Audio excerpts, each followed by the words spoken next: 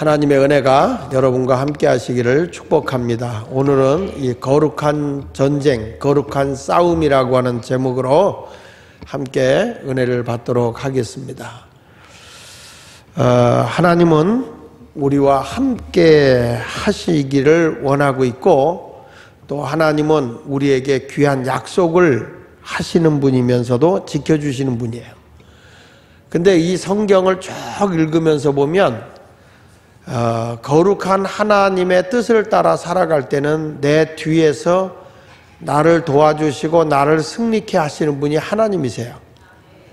그런데 내가 하나님의 약속의 말씀을 등지고 내 멋대로 가게 되면 그때는 하나님이 나를 사랑하는데 잘못된 일로 갈 때는 하나님이 징계를 하더라고요.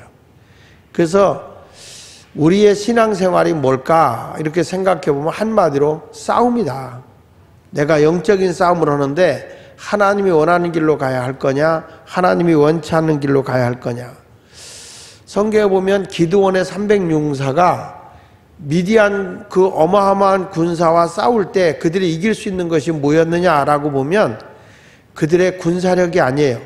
그들의 작전이 아니에요. 하나님의 거룩함을 쫓는 기드온의 300용사가 있을 때 하나님이 저들을 도와서 싸움에서 이기게 하세요. 성경에 보면 여리고성을 정복할 때도 보면 하나님의 말씀을 쫓아서 갔어요.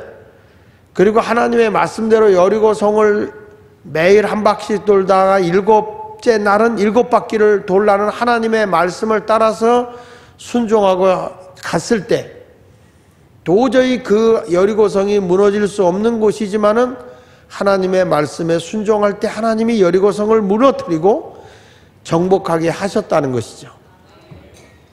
성경에 보면 계속 그런 내용들이 많아요. 히스기야 왕 앞에 가서 아스루 군대가 조롱하고 멸시하고 있을 때 히스기야 왕이 하나님 앞에 기도문을 써놓고 하나님이 도와주십시오. 저 조롱하는 저 백성을 물리쳐 주십시오.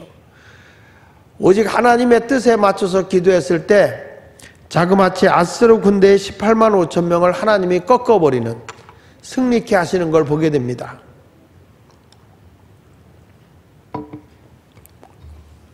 이렇게 우리가 성경을 통해서 살펴보게 되면 세상을 살아가는 동안에 승리할 수 있는 게 뭘까라고 생각하면 하나님과의 나와의 끈끈한 관계가 제일 중요하다는 거예요. 그래서 사도 바울이 로마서 8장 31절에 보면 이런 말씀이 나오잖아요. 그런즉 이 일에 대하여 우리가 무슨 말 하리요? 만일 하나님이 우리를 위하시면 누가 우리를 대적하겠느냐? 하나님이 우리를 위하시면 우리와 싸울 수 있는 자가 누구겠느냐? 어느 누구도 없다는 거예요. 그러면서 37절에 보면 이렇게 말하잖아요. 그러나 이 모든 일에 우리를 사랑하시는 이로 말미암아 우리가 넉넉히 이기느니라. 여러분, 세상에 살아가다 보면 뜻하지 않은 일들을 많이 만나게 되고 당하게 돼요. 그러나 우리가 그 모든 뜻하지 않은 일 속에서 승리하고 이길 수 있는 게 누구냐 하면 전능하신 하나님이 나를 붙잡아 줄 때 이길 수 있고 승리할 수 있는 거예요. 그래서 오늘 레위기서에 있는 이 26장에 있는 이 말씀은요, 이 레위기의 결론에 해당되는 부분이거든요. 그러니까 레위기서는 뭐예요? 하나님께 제사장을 통해서 예배를 드리는 거잖아요.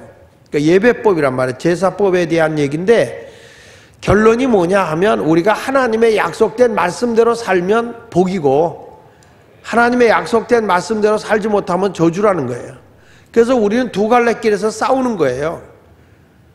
하나님이 복 주는 길로 갈 거냐, 아니면 저주의 길로 갈 거냐, 내가 영적인 길로 갈 거냐, 육적인 길로 갈 거냐, 하나님 중심의 삶을 살아갈 거냐, 내 중심의 삶을 살아갈 거냐, 이것에 대해서 얘기하는. 그래서 내 인생의 최고의 지휘관, 내 인생에 나를 위해 싸워주실 수 있는 위대한 장군 하나님이라고요. 그래서 그 하나님에 의해서 우리가 어떤 삶을 살아야 될 거냐 하는 것이 매우 중요한데, 하나님이 나의 지휘관이 되게 하려고 하면 하나님의 언약, 하나님의 약속의 말씀을 붙잡는 백성이 돼야 하나님이 복을 주시겠다는 약속을 지키는 지휘관이 되어 주신다는 거예요. 내가 내 약속된 말씀을 붙잡고 나가기만 해라. 그러면 내가 너에게 부족함이 없는 걸 다 채워주겠다. 여러분, 지휘관이요, 나를 따르라. 그러면 내가 모든 거 책임져 줄게. 이런 지휘관은 따를만 하잖아요. 책임을 져주지 않는 지휘관은 자기가 곤란하면 도망가요. 근데 하나님은 나를 책임져 주겠다는 거예요. 오늘 이 하나님의 말씀대로 순종하면 너희가 땅의 복이 넘쳐나게 되고 적을 물리쳐 줄 뿐만 아니라 내가 사는 삶의 터전이 화평하게 된다는 것이죠. 오늘 말씀을 한번 생각해 보도록 하겠습니다. 먼저 하나님의 언약의 말씀을 붙잡으라고 하는데 첫 번째로 뭐냐면 우상을 만들지 말라는 거예요. 따라합시다. 우상을 만들어 섬기지 마라. 그러니까 하나님보다 더 사랑하는 게 우상이라고요. 오늘 레위기 26장 1절 한번 읽어볼게요. 다 시작. 너희는 자기를 위하여 우상을 자, 여기 보면 중요한 게 나와요. 누구를 위하여요? 다시, 누구를 위하여요? 자기를 위하여 우상을 만드는 거예요. 우리 진정한 그리스도인은요, 하나님의 영광을 위해 사는 사람들이에요. 하나님을 기쁘게 드리는 사람이지 하나님을 이용해서 내가 잘 되려고 하는 사람이 아니에요. 진정한 그리스도인은 오직 하나님만을 위해서 나를 희생하고 하나님을 위해서 내 자신을 헌신할 때 내 삶을 하나님이 책임져 준다는 약속이에요.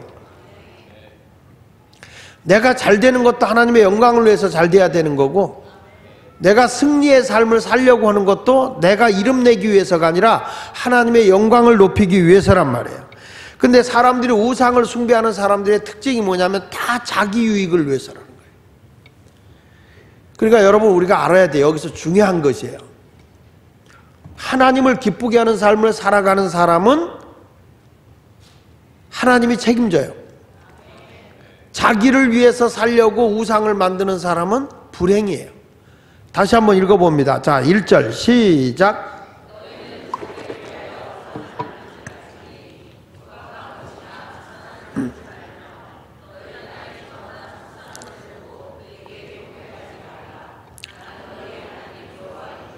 너희는 자기를 위하여 우상을 만들지 말지니 조각한 것이나 주상을 세우지 말며 너희 땅에 조각한 석상도 세우지 말고 그에게 경배도 하지 마라. 나는 너희 하나님 여호와다. 여러분, 이스라엘 백성이 하나님이 선택한 존재 목적이 있어요. 내가 왜 너희를 선택했느냐, 너희가 선택하고 이 땅에 왜 내가 너희를 남겨줬느냐, 그 목적이 뭐냐면 너희들의 행복을 위해서, 너희들의 가나안 땅에 들어가서 출세하고 행복하게 살라고 하는 것이 아니라 살아계신 하나님을 모든 백성에게 나타내게 하기 위해서 하나님이 이스라엘 백성을 택하신 거예요. 저들에게 하나님이 부귀영화를 주고 나면 부귀영화를 주고자 하는 목적이 뭐예요? 오직 이스라엘 백성을 애굽에서 구원해낸 것은 하나님을 섬기게 하기 위해서인 거예요. 그러니까 하나님의 선택함을 받은 사람인 이스라엘 백성들은 하나님의 영광을 위해서 살아야 돼. 마찬가지로 우리가 예수 그리스도 안에서 예수 그리스도를 통해서 구원을 받은 백성이면 아브라함의 후손이에요. 아브라함의 후손은 다 이스라엘 백성이, 영적인 이스라엘 백성이에요. 영적인 이스라엘 백성은 누구를 위해 존재하는 자냐? 나를 위해서 존재하는 자가 아니라 하나님의 영광을 위해서 사는 사람이에요. 하나님을 기쁘게 해드리기 위해 우리가 살아가는 자예요. 그래서 예수님이 아무든지 나를 따라오려거든 자기를 부인하고 십자가를 지라고 그랬잖아요. 근데 여기 보면 자기를 위해서 우상을 만든다고 그랬어요. 근데 우리가 진정으로 주님을 믿는 사람은 자기를 부인하는 자예요. 아무리 내가 세상적으로 우월하다 할지라도, 세상 지식이 뛰어나다 할지라도 이방신을 쫓는 자가 아니라 우리는 오직 하나님의 계명을 지키고 하나님만을 높여드리는, 살아계신 하나님만을 증거하는 그런 사람들이 되어야 합니다. 그러기 위해서 우리는 성경 말씀대로 살아가는 자가 되어야 돼요. 할렐루야. 그러니까 우상은 누구를 위해서 만들어? 세상 사람들이 자기를 위해서. 집에다 부적을 붙여놓는 게 누구를 위해서 부적을 붙입니까? 당신 집안에 애기 떠나가고 당신 집안에 아주 좋은 일이 있기 위해서 부족을 붙여놔라. 우리는요 반대로 살아야 돼. 내가 하나님의 영광을 위해 살면 하나님이 내 삶을 영광스럽게 나타나는 거죠. 예수님은 늘 우리에게 하신 말씀이야. 내가 아버지를 영광스럽게 했으니 나를 영광스럽게 해달라. 또 이 제자들을 보고 저들이 나를 영화롭게 했으니 하나님 저들을 영화롭게 해달라. 항상 성경을 유심히 보면 하나님을 영화롭게 한 자가 하나님의 영광을 받게 되고, 또 예수님을 영화롭게 한 제자들이 하나님의 영광을 얻게 되는 거예요. 내가 주님을 위해서 헌신하는 것이 낭비하는 것이 아니라, 주님을 위해서 희생하고 살아가는 것이 불행한 것이 아니라 하나님이 나를 높여주는 길이며 하나님이 우리를 잘되게 하는 거예요. 그래서 세상 사람이 사는 것과는 정반대에 우리는, 세상 사람은 자기를 위해 살아요. 우리는 하나님을 위해 사는 자들이에요. 근데 신앙생활하면서 우리가 기복주의 하는 게 뭐냐면, 자기가 복 받으려고 하나님을 믿는다고 하는 자체가 그게 기복주의라는 거예요. 그러니까 하나님을 영광되게 하고 하나님을 기쁘게 해드리기 위해서 내가 신앙생활 한다 그러면 하나님이 내 생활을 책임져 주는 거거든. 우리는 무엇을 먹을까 입을까 마실까 염려하는 게 아니라 그의 나라와 그의 의를 위해 살면 무엇이 있어야 할 줄을 아시는 하나님이 내 필요한 걸 공급해 주신다는 거예요. 우리의 신앙이 병들고 우리의 신앙이 넘어지는 이유가 뭐냐면, 나를 위해서 신앙생활하니까 내 욕구가 채워지면 하나님을 떠나는 거예요. 또 내 마음에 안 들면 주님을 멀리하는 거예요. 신앙생활은 나를 위해서 존재하는 게 아니라고요. 하나님의 기쁨이 되는 삶을 살아야 되는 거예요. 믿습니까? 그래서 여기 두 번째 이렇게 하잖아요. 안식일을 지키며 성소를 공경하라. 여기 보면 자 2절 읽어봅니다. 시작. 너희는 내 안식일을 지키며 내 성소를 경외하라. 나는 여호와다. 너희는 내 안식일을 지키라는 거예요. 그리고 너희는 뭐냐? 성소를 경외하라. 하나님의 교회를 가까이 오고 하나님의 성전을 즐겨해야 되는 거죠. 우리가요, 왜 안식일을 못 지켜요? 왜 주일을 못 지킬까요? 내가 하루를 놀면 망할 것 같아서? 내가 하루를 돈을 안 벌면 손해보고 굶어 죽을 것 같아서? 그것은 저는 이렇게 봐요. 아직도 내가 하나님을 신뢰하지 못한다는 거예요. 내가 주님 앞에 안식일을 지키며 오직 하나님을 예배드린다. 그러면 하나님이 내 생활 책임져 줄 걸 믿고, 우리 자녀들 주일날 학원 안 보내고 하나님 전에 와서 다 우리 가족이 함께 예배를 드린다. 그 아이들이 대학 못 갈 것 같아서 학원 보내고 예배는 뒷전으로 밀어버리는 것은 잘하는 게 아니에요. 하나님이 우리의 삶을 책임져 주시는 것을 믿어야 될 줄로 믿습니다. 나는 여호와 이레 하나님을 믿어요. 준비해 주시는 하나님, 그거는 손해보는 것 같은데 지나고 가서 보면 하나님은 엄청난 우리를 높이고 있어요. 엄청나게 우리를 잘되게 해주시는 거예요. 그래서 너는 안식일을 지키고 내 성소를 경외하라. 교회 가는 걸 너무 사모하라는 거예요. 교회를 예배 드리는 것을 너무너무 즐거워하라는 거예요. 이날은 안식일은요 지켜야 돼요. 이건 내가 무슨 하루를 무너져도 나는 하나님 전에 가서 예배 드릴 것이다. 막 교회 가는 게 즐거워지고 교회가 자랑스러워지고 말이죠. 교회가 뭐 이렇게 만나는 우리 믿음의 식구를 만나는 게 좋은지, 하나님께 찬송하는 게 좋은지, 하나님 말씀 듣는 게 왜 그렇게 행복한지, 이런 성소를 경외함이 있어야 돼. 우리 아이들도 어디 가서 노느냐? 교회 가서 놀아야지. PC방에서 놀고 잘못된 데 가서 놀면 안 돼. 자꾸 교회가 좋아야 돼. 어디 애들 교회 와서 뭐 한다면 쫓는 게 아니야. 교회를 자꾸 오게 만들어줘야 돼. 그래서 옛날에는 교회 가면 연회당이다 막 이런 얘기도 들었거든. 그 노는 게 다른 데 가서 노는 것보다 교회 와서 노는 게 죄를 안 질 거 아니야. 왜 얼굴들이 자꾸 칙칙해져요? 아이들이 자꾸 교회를 좋아해야 돼. 그 세대 간의 모든 것이 다 없이 다 더불어서 함께 하나님을 예배하고 하나님을 존중히 여기고 이런 것을 하나님이 기뻐한단 말이에요. 그래서 우리는 교회 가서 뭐 재밌게 뛰는 것도 좋고 뭐 하는 것도 좋지만, 우리가 하나님의 백성들이 하나님의 말씀을 듣고 하나님을 찬송하고 이런 모습을 가져야 될 줄로 믿습니다. 그러니까 우리가 성소를 왜 경외합니까? 성소에 가면 기도하면 하나님이 내 기도 들어주시고 응답해 주시죠. 성소에서 뭘 합니까? 하나님 말씀이 떨어지잖아요. 그 말씀을 통해서 우리에게 귀한 거 주어지잖아요. 그러니까 우리는 약속의 말씀을 지켜야 돼요. 주일 성수해라, 아멘 하는 거예요. 너 내 집은 만민이 기도하는 집이다, 교회 가서 기도해라, 기도하는 거예요. 믿습니까? 너 전도해라, 그러면 전도해야 돼, 안 해야 돼? 해야죠. 성령 받으라, 그러면 성령 받아야 되고, 11조 해라, 그러면 11조 해야 되고, 기뻐해라, 그러면 기뻐해야 되고, 감사하라. 다 명령이야. 성경에 보면 항상 기뻐해라, 범사해, 감사해라, 쉬지 말고 기도해라. 다 명령이야, 명령. 이거 하나님의 백성들이 그 언약의 말씀을 지키면 하나님이 필요한 것을 다 주는데, 그게 내가 손해보는 게 아니란 말이에요. 자, 여기 보시면 그래서 하나님의 계명, 하나님의 약속의 말씀을 지키면 이렇게 말해요. 자, 3절에 보니까 3절 4절에 이런 말 나와요. 너희가 내 규례와 계명을 준행하면, 그래요. 거기 잡았어요. 내 규례와 계명을 준행하면, 하나님의 말씀에 순종하면, 그 말이야. 순종하면, 규례와 계명을 준행하면, 지키면 내가 너희에게 철따라 뭘 주리니? 비를 주리니 땅은 그 산물을 내고 밭에 나무는 열매를 맺으리라. 한번 우리 고민을 한번 해볼 필요가 있어요. 비는 저절로 오는 것일까? 비는 저절로 오는 것일까?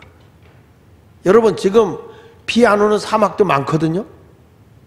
지난번에 최근식 선교사님 오셔서 세네갈에도 했지만, 세네갈에 물이 없어서 우리 이제 우물 하나 파줘야 되겠죠. 거기 우물 하나 파는데 약 1,000만 원이더라고요. 우물 하나 파는데. 지금 우리 저 열방계 안해곤 목사님네는 나이지리아 쪽으로다가 우물을 그렇게 많이 파주더라고요. 여러분, 물이 비가 오는 게 이게요, 우연일까?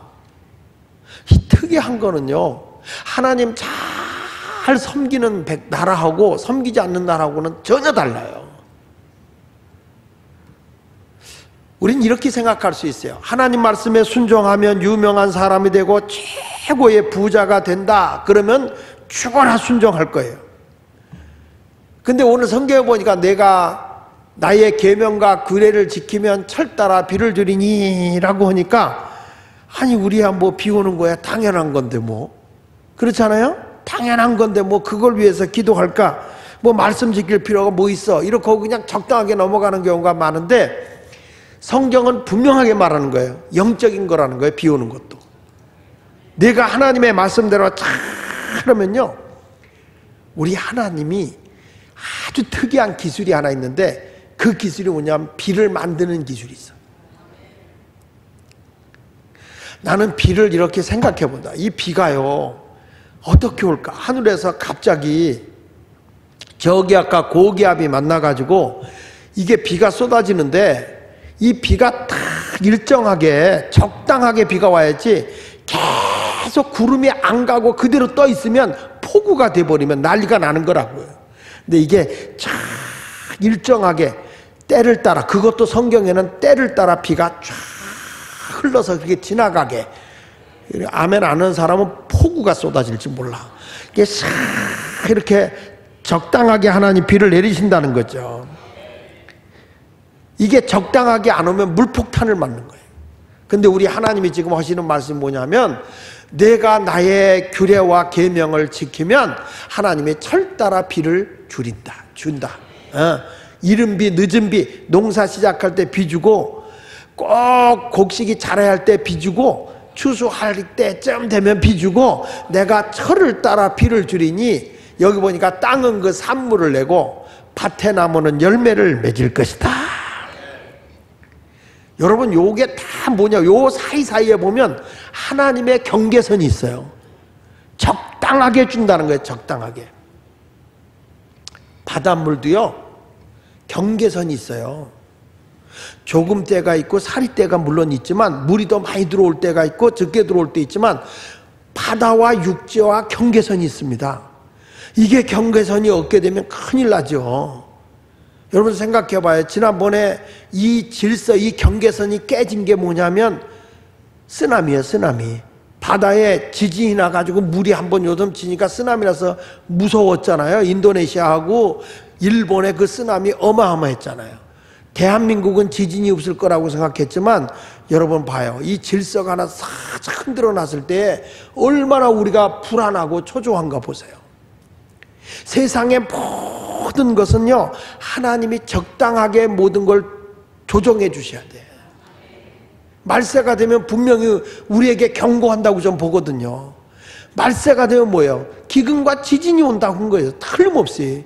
이 소리를 듣고도 우리는 아, 주님이 말세의 때구나, 경계의 때구나, 이거 깨달아서 기도할 때구나, 이걸 알아야 되는데 이런 자연적인 현상이 일어나도 하나님의 말씀과는 상관없는 거예요. 지금 그 말은 무슨 얘기냐면 주의 규례와 율례를 멀리하고 있다는 거예요. 우리는요, 이런 자연의 어떤 발생적인 게 일어나면 지금 무화과 나무 때가 되면 이게 여름인지 가을인지 알게 된다 그랬거든요. 지금 이렇게 일어나는 이 현상들을 보면 주님이 오실 때가 가까웠는지 안 왔는지 이때가 깨어있을 때구나, 기도해야 할 때구나, 이렇게 우리가 하나님의 말씀으로 나를 묵상할 수 있는 성도가 되어야 할 줄로 믿습니다. 그런데 성경은 분명히 말합니다. 내가 나의 규례와 율례를 지키기만 하면 때를 따라서 비도 내리고 그 사물에 맺어지는데 많은 열매를 맺게 해주신다는 거예요. 할렐루야. 수확이 생긴다는 거예요. 그런데 그 말씀대로 살아가는데 그냥 수확이 생기는 게 아니라 하나님이 말해요. 그냥 계속 이어지게 해줘. 이어지게.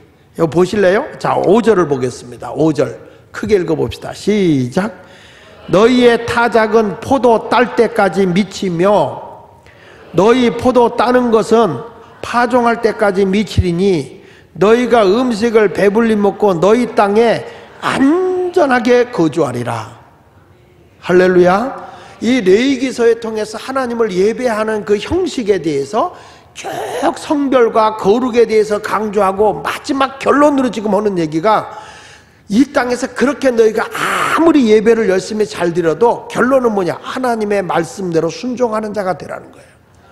그 말씀대로 순종하는 자가 될 때에 너희가 지금 추수해서 타작을 하는데 타작으로 끝나는 게 아니라 포도 딸 때까지 이어진다는 거예요. 그 타작이 계속 수확이 생겨나서 포도 딸 때까지, 또 포도 따는 것은 또 뭘 때까지 포도가 계속 열리냐면 또 씨를 뿌릴 때까지, 파종할 때까지. 그래서 너희가 음식을 배불리 먹고 너희에게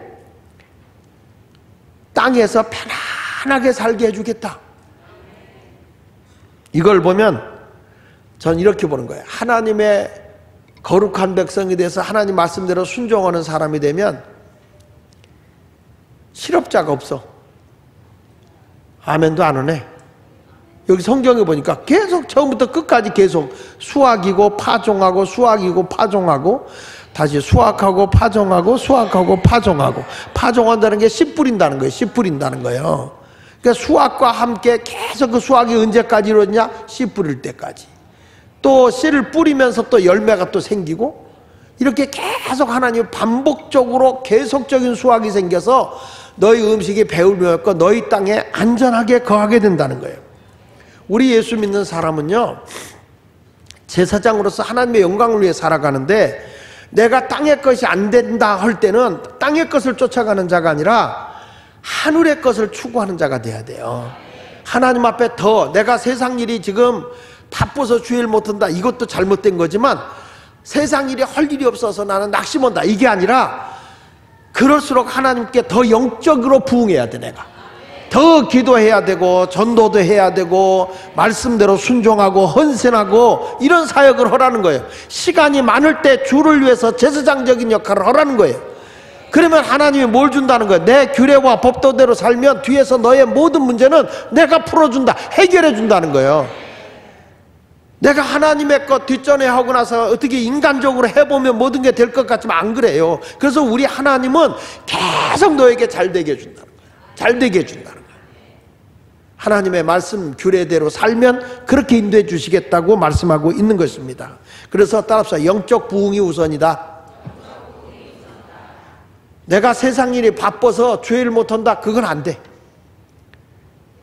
주님의 일을 하면 주님이 내 일 책임져 주는 거예요. 마귀가 막 우리를 시험하고 넘어뜨리려고 하죠. 주일 못하게 하려고 어떻게든지 영적 부흥을 주지 않아서 땅에서 멸망시키려고 별 수단 방법을 악한 영이 계속 우리를 넘어뜨리려고 하죠. 그래서 우리 영적 싸움에서 이겨야 되고 승리해야 하는 것이에요.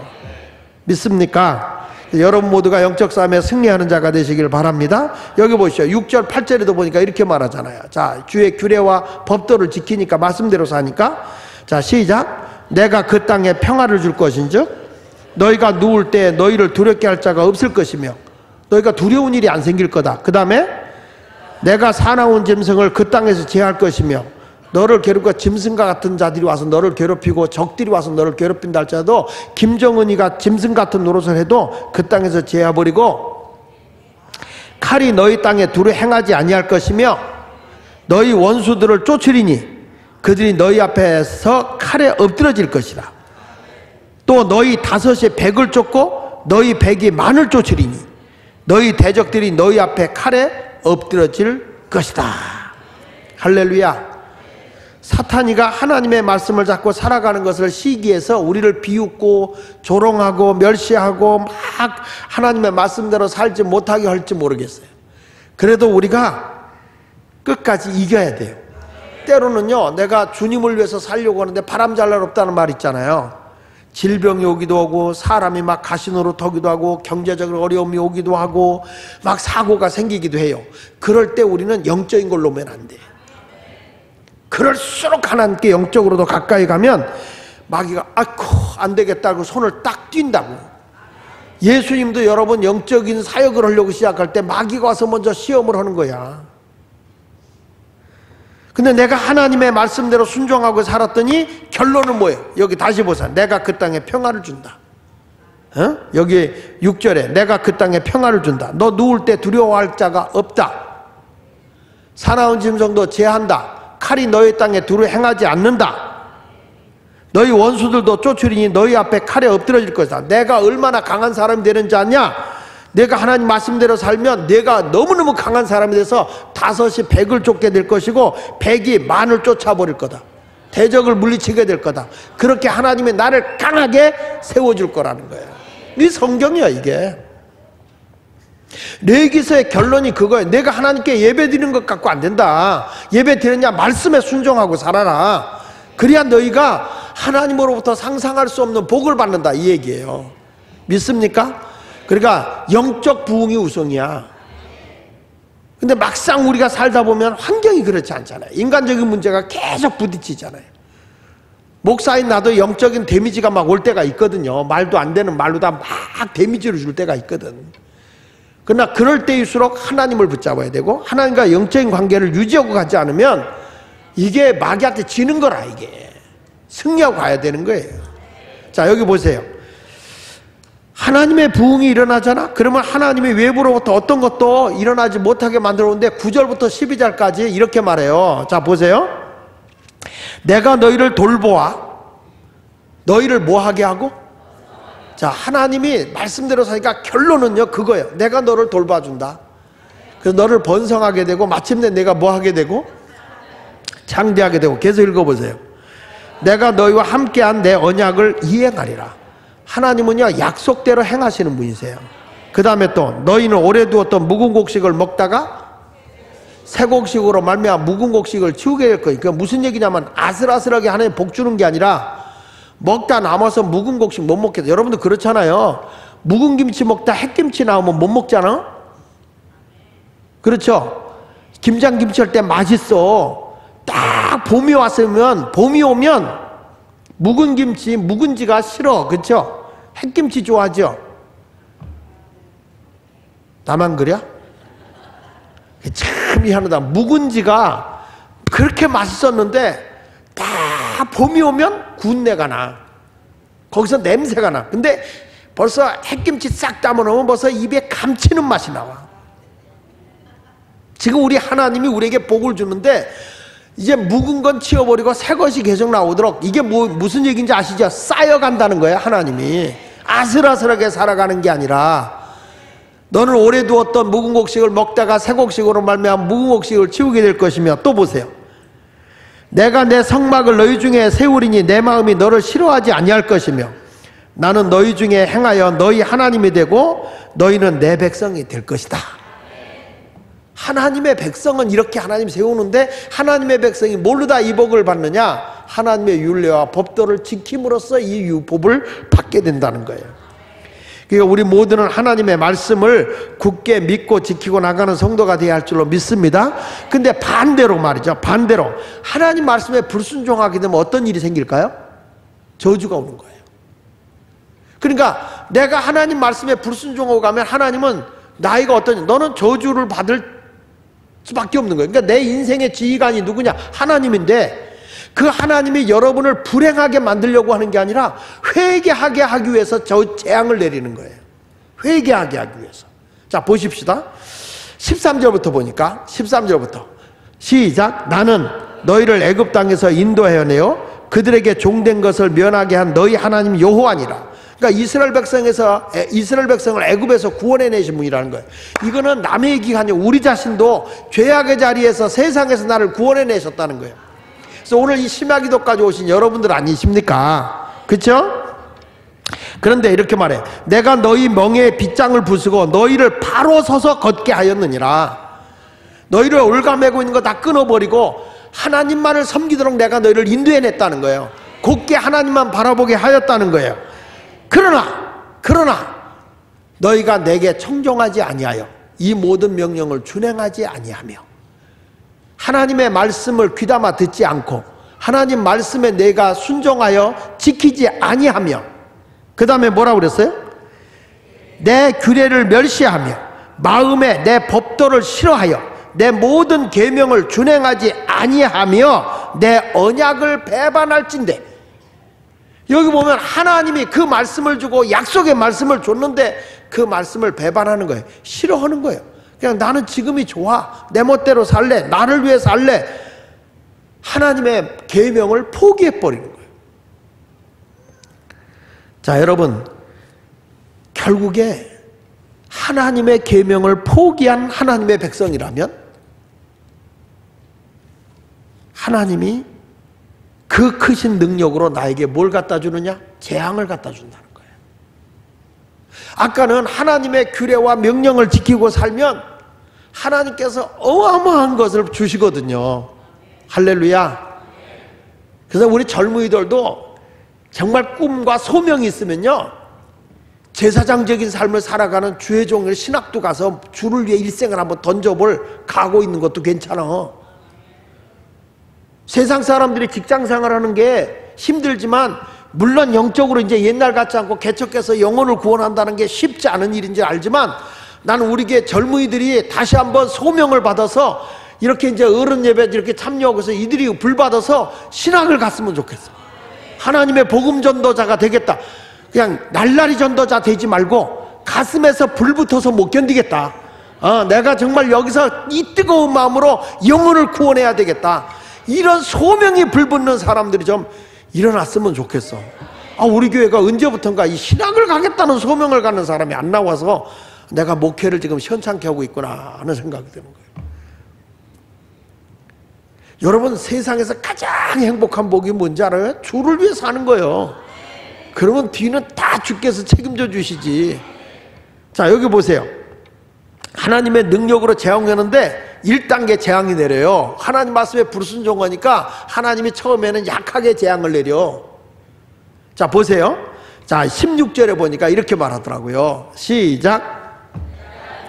내가 이같이 너에게 행하리니 곧 내가 너에게 놀라운 재앙을 내려 폐병과 열병으로 눈이 어둡고 생명이 쇠약하게 할 것이요 너희가 파종한 것은 헛되리니 너희 대적이 그것을 먹을 것이다. 무슨 얘기냐면, 하나님의 말씀대로 살지 않고 하나님 말씀의 계명을 무시해버리고 언약의 규례를 무시해버려 귀찮아, 내 멋대로 살래, 내 뜻대로 살래 하는 순간부터 하나님께서는 놀라운 재앙을 너에게 내리는데, 폐병하고 열병으로 눈이 어두운 거, 생명이 쇠약해지다. 그 말은 몸이 약해진다는 거예요. 병이 온다는 거예요.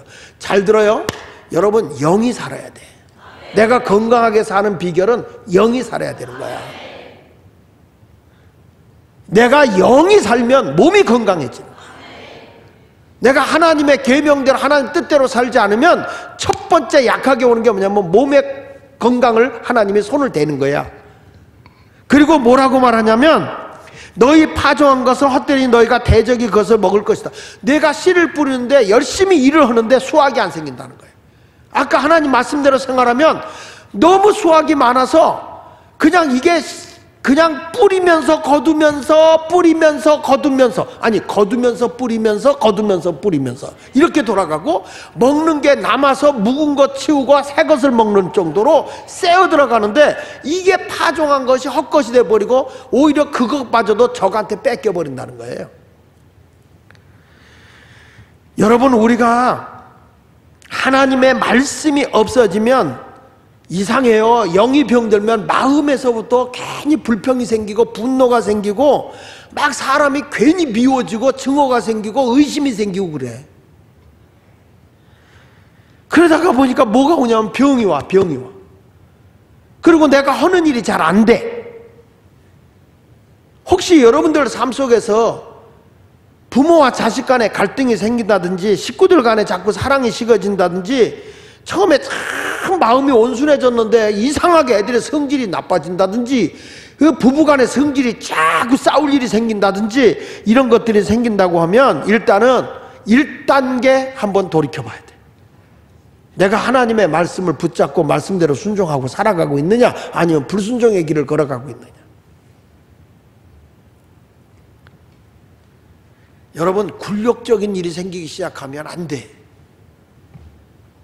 예수 믿을수록 다 우리가 이런다고 교회는 다니고 열심히 예배 생활하는데 말씀을 안 잡어. 말씀의 규례를 지키고 말씀대로 순종하지 않고 살아가니까, 그러니까 복이 와야 되는데 복이 오는 게 아니라 재앙이 오는 거예요.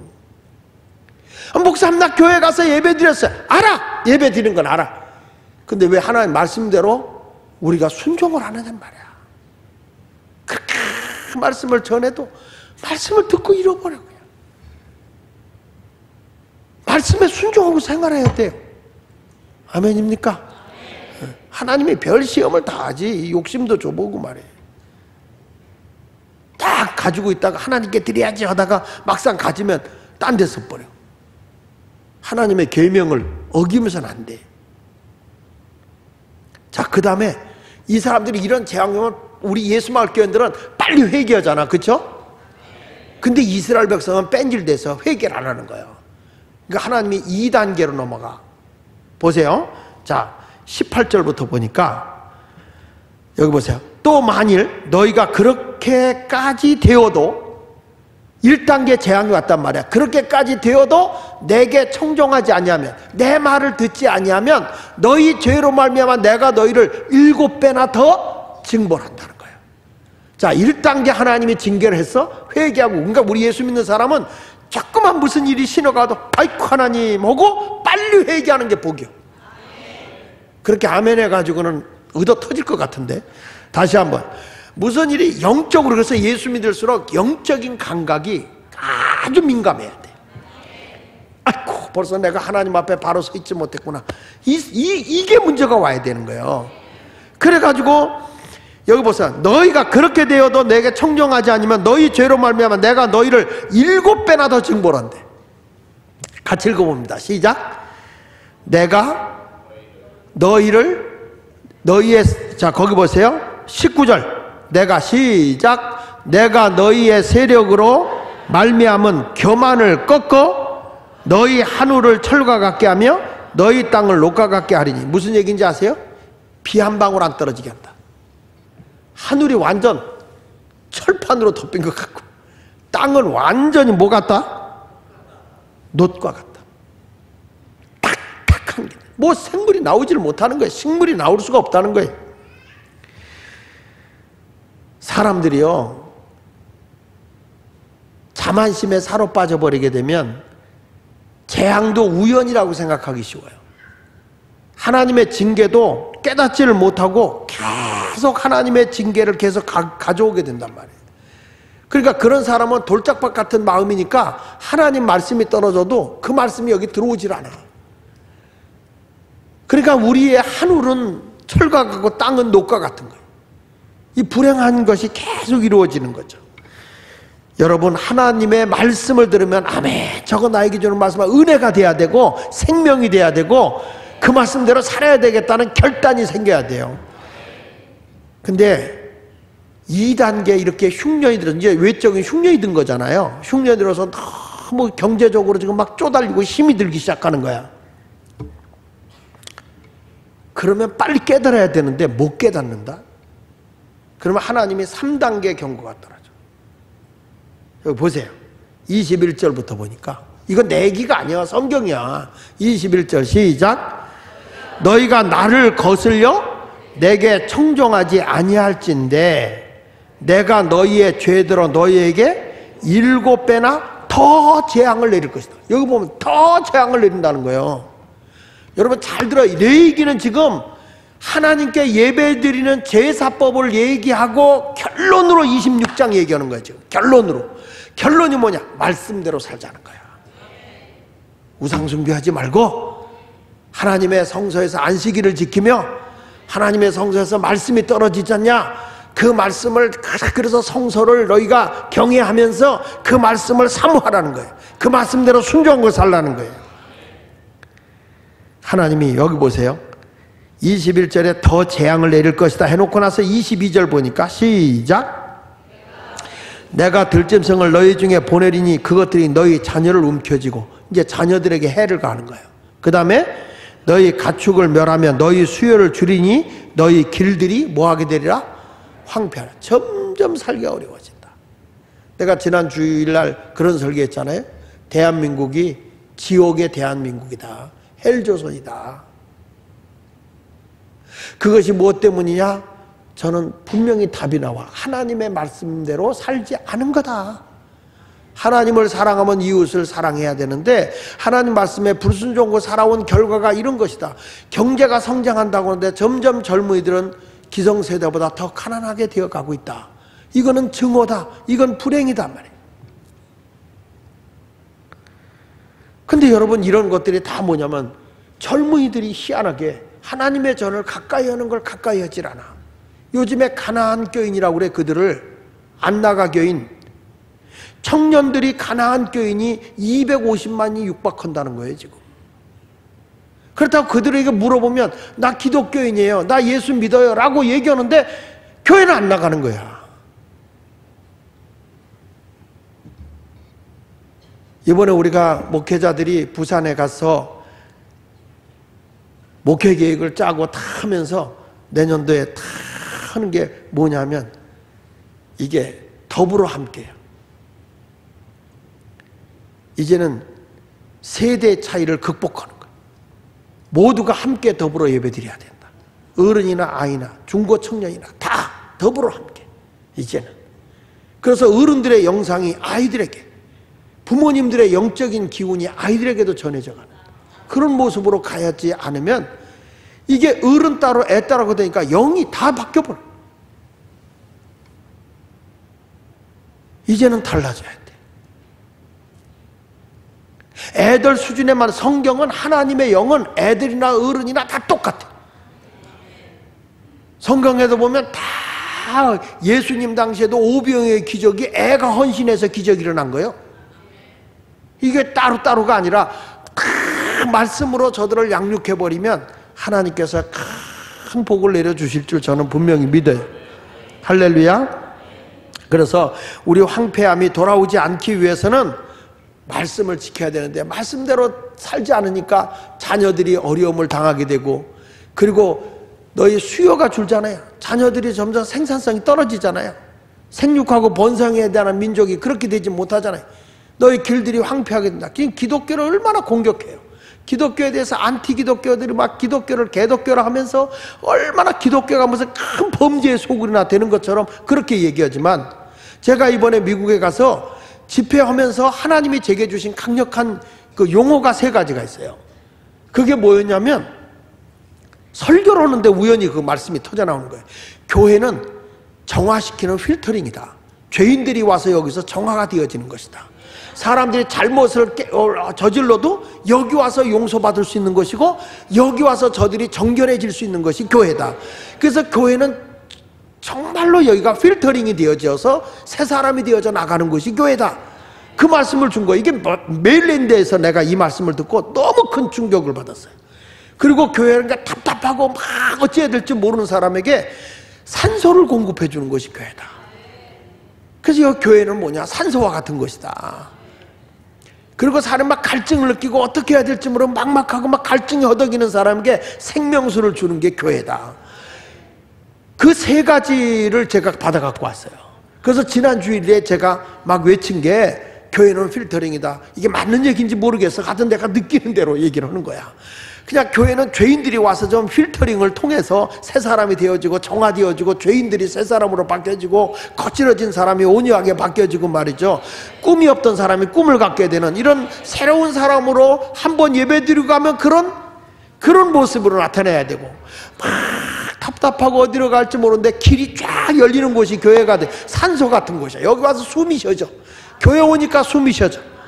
이런 것이 돼야 되고, 교회 오니까 막 목마름이 다 해결돼 버려. 이런 것이 교회가 돼야 된다 하는 그런 마음을 저에게 주더라고요. 그래서 이번에 미국에서 설교하면서 계속 그 세 가지 용어를 제가 반복해서 썼거든. 여러분, 오늘도 보니까 하나님께서 저들이 돌아올 때까지 재앙을, 근데 3단계 재앙을 내렸는데도 안 돌아온다고, 이스라엘 백성. 그러면 하나님이 멈추는 게 아니야. 4단계로 넘어가. 우리 하나님 독하십니다.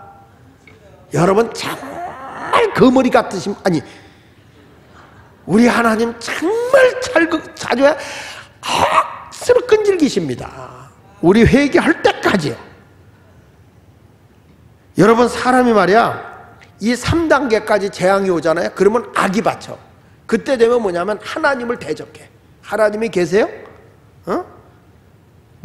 하나님이 하지 말라는 것만 골라서 해. 막 우상도 섬겨보고 술도 마시고 막 그냥 막 못된 짓은 다 하는 거예요. 자, 보세요. 여기 레위기 26장 23절에 보니까 이를 당하여도 너희가 내게로 돌아오지 아니하고 뭐 한다고 그랬어요?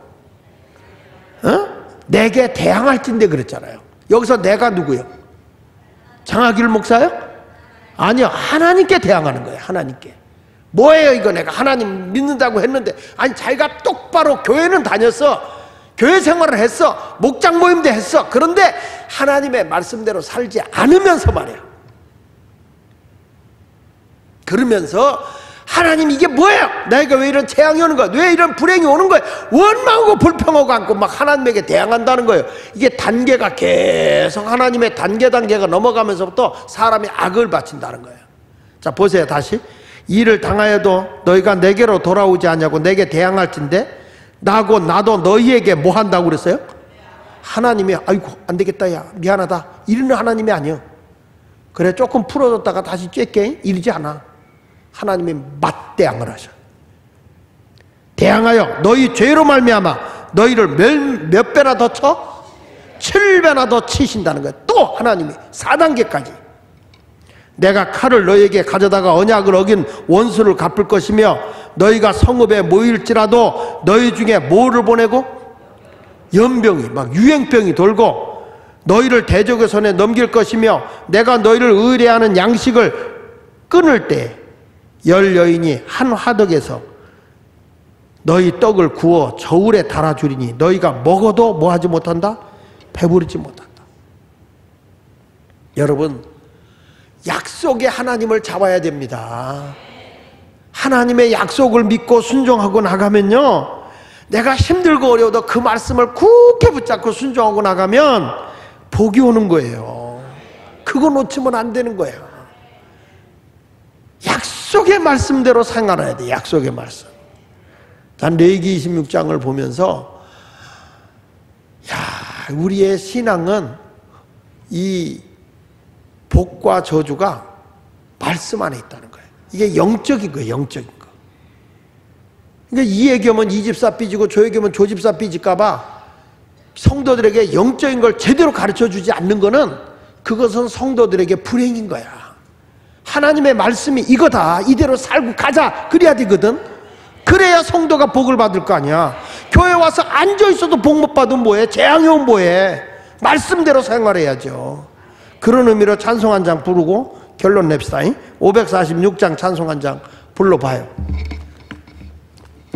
주님 약속하신 말씀 위해서 546장 박수 치면서 한번 불러봅시다.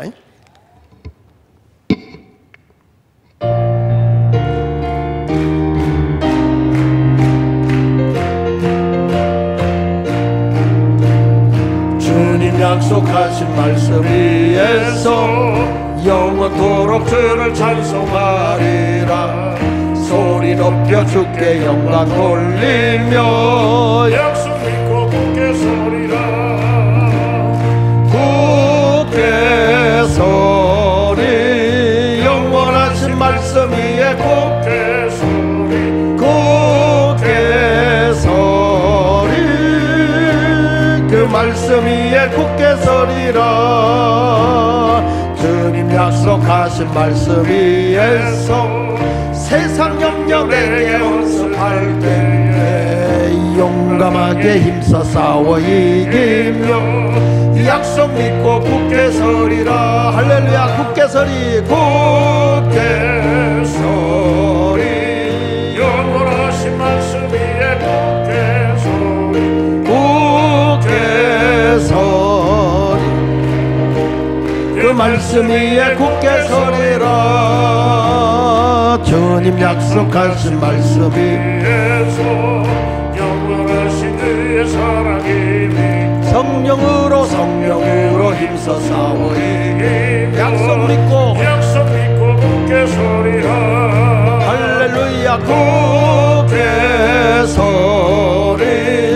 영원하신 말씀 위에 굳게 서리. 굳게 서리. 그 말씀 위에 굳게 서리라. 주님 약속하신 말씀 위에서 성령 인도하는 대로 행하며 주님 품에 항상 안식어 되며 약속 믿고 굳게 서리라. 굳게 서리.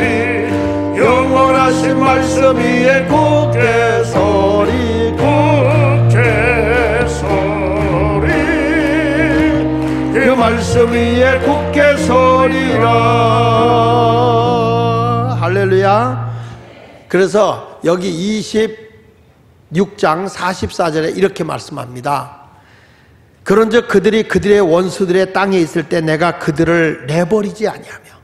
하나님은요, 그렇게 하나님의 택한 백성들이 1단계, 2단계, 3단계, 4단계 재앙을 내리고 막 하나님 7배로 벌을 주고 징벌을 하는데도 회개하지 않고 하나님을 대항하고 하나님을 원망하고 대들어. 그럼 하나님이 포기할 만도 하잖아요. 근데 우리 하나님은 뭐란 거 아니? 내가 너를 내버리지 않는다는 거예요. 하나님은 절대로 너를 포기하지 않는다는 거예요. 끝까지 하나님이 나를 붙잡아 준다는 거예요. 여기 보세요. 그런즉 그들이 그들의 원수의 땅에 있을 때 내가 그들을 내버리지 아니하며, 그 다음 뭐 하지도 않고 미워하지 아니하며, 또 뭐라 그랬어요? 아주 멸하지 아니하고 그들과 맺은 내 언약을 폐하지 아니하리니 나는 여호와 그들의 하나님이 된다. 하나님은 계속 상상할 수 없는 엄청난 복을 예비해 놓으시고, 너들 내게로 돌아와자. 너는 나하고 언약의 백성이지 않냐. 말씀대로 돌아와서 약속하고 순종하자. 그러면 내가 너희 예비한 모든 복을 줄 수 있어. 나는 너희에게 징계를 주는 하나님이 아니야. 다만 너희가 회개하고 돌아오기를 원한다는 거예요. 하나님은 여러분이나 저를 내버리는 분이 아니에요. 미워하지 않아요. 절대 멸하지 않아요. 하나님은 나를 포기하지 않는다는 거예요. 돌아올 때까지 기다리고 또 기다리는 거예요. 자식이 아무리 못된 짓을 하고 나가도 그 자식이 바르게 돌아올 때까지 기다리는 아버지의 심정, 어머니의 심정. 하나님은 끝까지 여러분을 외면하지 않는 것을 기억하시기를 바랍니다. 하나님은 계속 우리들과 함께 지금 영적인 싸움을 하고 있어요. 하나님을 따라가는 사람, 약속의 말씀을 지키는 자에게는 하나님의 예비된 복으로, 하나님과 영적인 말씀에 무시해버리고 자기중심으로 세속화로 가는 사람에게는 하나님께로 돌아오기를 위해서 계속 저들을 하나님이 징계하면서 씨름하면서 너 내게로 와라, 내게로 와라. 내가 주님의 품 안에 거하게 되면요, 절대 하나님은 여러분을 실망시키지 않습니다. 저는 전능하신 하나님을 믿습니다. 하나님은 한 번도 실망시키지 않는 분인 걸 저는 믿습니다. 수많은 신앙의 선배들이나 간증하는 사람들을 보게 되면 많은 고비와 아픔과 어려움이 있을 때, 하나님을 놓쳤을 때 괴로움이 있었어요.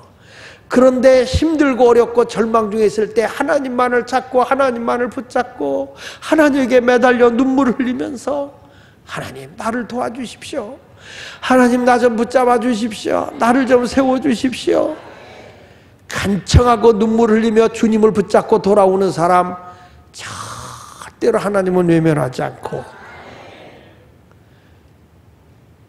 여러분 불행하지 않게 하십니다. 시편의 기자인 시편 119편 67절에 이런 말씀합니다. 다 같이 읽어봅시다. 시작. 고난당하기 전에는 내가 그릇 행하였더니 이제는 주의 말씀을 지키나이다. 고난당하기 전에는 내 잘난 맛으로 살았다가 잘못된 길로 걸었다는 거예요. 그런데 내가 고난을 통해서 깨닫고 하나님 품 안에 들어와서 주의 말씀을 지켰더니 만사형통인 거야. 지금 저와 여러분을 향해서 그동안 우리는 하늘의 경제의 문을 연다 그랬어요. 이번에도 아마 제가 보기에는 왕의 재정, 이게 엄청난 역사를 일으킬 거라고 보거든요. 정말 있을 수 없는 큰 복의 시간이 될 거고, 젊은이들도 이걸 듣고서 저들의 많은 그 창업이라든지 저들의 새로운 어떻게 내가 사업을 해야 될 것인가, 어떻게 내가 새로운 직업을 택할 것인가, 이런 것들이 다 거기서 나오더라고요. 그 수많은 사람들이 이 왕의 재정, 이 강의를 듣고 인생 자체가 바뀌더라고요. 이번에는 여러분 인생이 달라지는데 뭐 들어가냐? 하나님의 순리의 말씀의 법도를 따라서 생활하게 되면 우리 모두 승리하게 될 것을 확실히 믿습니다.